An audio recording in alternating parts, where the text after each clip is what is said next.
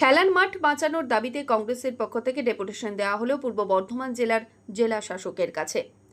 মূলত বর্ধমান জেলার ক্রীড়া সংস্থা রানীমাঠ রয়েছে, সেই মাঠটি অন্যভাবে ব্যবহৃত হচ্ছে। এর কোনো অডিট হয়নি প্রায় 4 বছর ধরে। এমনকি মাঠে বিভিন্ন অবৈধ কার্যকলাপ চলছে বলেও অভিযোগ। খেলার মাঠকে মেলার মাঠে পরিণত করা হয়েছে। পাশাপাশি শহরের আরও বেশ কিছু মাঠ এই মুহূর্তে বন্ধের পথে।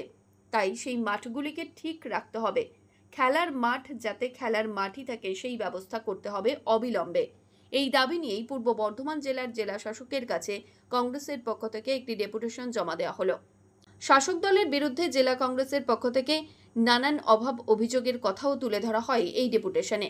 বর্ধমান কোর্ট কম্পাউন্ড চত্বরে নেতাজি স্ট্যাচু মোড় থেকে মিছিল করে হাতে ব্যাট বল এবং খেলার জার্সি হেলমেট পরে প্রতিবাদে সামিল হন কংগ্রেস নেতৃত্ব এবং কর্মীরা।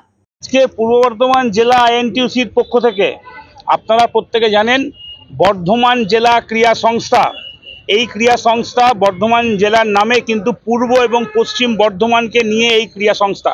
সেই ক্রীড়া সংস্থার মাধ্যমে যে সমস্ত খেলাধুলা আমরা দেখে এসেছি বছরের পর বছর ধরে, সেই খেলাধুলা আজকে স্তব্ধ করে ফেলেছে। কেন? তার একটাই কারণ, বিডিএস এর মধ্যে রাজনীতিকরণ ঢুকে গেছে। বিডিএসটা আজকে তৃণমূলের পার্টি অফিসে পরিণত হচ্ছে, একটা ক্লাবে পরিণত হয়েছে।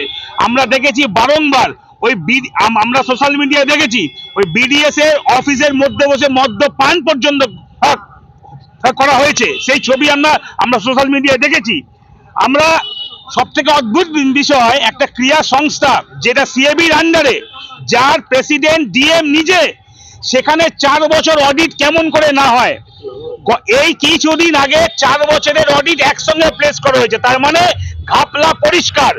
একজন জেনারেল সেক্রেটারি সে আজীবন, তাকে কি সিএবি থেকে আজীবন জেনারেল সেক্রেটারি রাখা হয়েছে? প্রীতদাস মন্ডল তার নাম। সে যতদিন বাঁচবে উনি কি ততদিন জেনারেল সেক্রেটারি থাকবে? ওনার জন্যই কিন্তু আজকে এই দুরবস্থা। তাকে অপসারণের দাবি জানাচ্ছি। 2 দিন আগে এই কমিটি ভেঙে ফেলা হয়েছে, কিন্তু কমিটি ভেঙে ফেলার 20 দিনের মধ্যে নতুন কমিটি ফরমেশনের জন্য ইলেকশন হয়। সেই ইলেকশনটা হয় কিন্তু আমাদের ডিএম ম্যাডামের মানে আন্ডারটেকিং হয়। সেই ইলেকশন কিন্তু হয়নি। কেন হয়নি? তাহলে এর মধ্যে কি গন্ডগোলটা আছে? সমস্ত জায়গায় তৃণমূলের লোকেরা ভরে গেছে। তুমি যাই করো না করো, তুমি তৃণমূল করো, তুমি বিডিএস এর মধ্যেও তুমি সামিল থাকবে। তারা কোনোদিন ব্যাট মানে ক্রিকেট ব্যাট খেলে না, মাথায় দেয় না, গায়ে মাকে জানে না, ফুটবল গোল না চৌকো জানে না। তারা বিডিএস এর চেয়ারগুলোকে অলংকার করে বসে আছে। আজকে নভেম্বরের 6 তারিখ, সেপ্টেম্বর থেকে ক্রিকেটের রেজিস্ট্রেশন এবং ট্রান্সফার শুরু হয়। নভেম্বরের মধ্যে অলরেডি খেলা 2nd division, 3rd division, 1st division খেলা শুরু হয়ে যায়। এখন অবধি এদের কোন কারণের জন্য, কিসের স্বার্থ চরিতার্থ করার জন্য এখন অবধি ক্রিকেট লিগকে ট্রান্সফারের কাজটাও শুরু করা যায়নি। তার মানে 1000-এর উপর বেশি ছেলে এই বর্ধমান ক্রীড়া সংস্থার আন্ডারে এই ডিভিশনের লিগ খেলছে। তাদের ভবিষ্যৎ, তাদের একটা মানে আয় হয়। বহু ছেলে ক্রিকেট খেলে আয় করতে পারে, সে আয় থেকে বঞ্চিত। খুদে অনেক প্লেয়ার, আন্ডার 13, আন্ডার 14, 16 বহু প্লেয়ার, তারা খেলতে পারছে না। কেন? কি কারণের জন্য?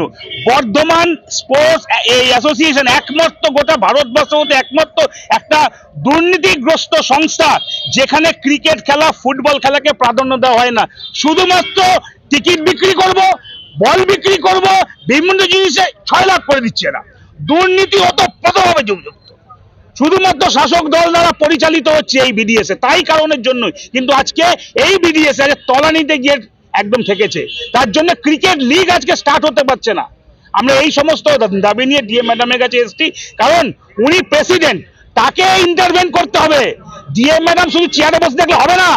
ডিএম ম্যাডাম এই বিডিএস এর প্রেসিডেন্ট, তাকে ইন্টারভেন করে 10 দিনের মধ্যে সলিউশন করতে হবে, নাহলে আমরা আবার এখানে আসবো।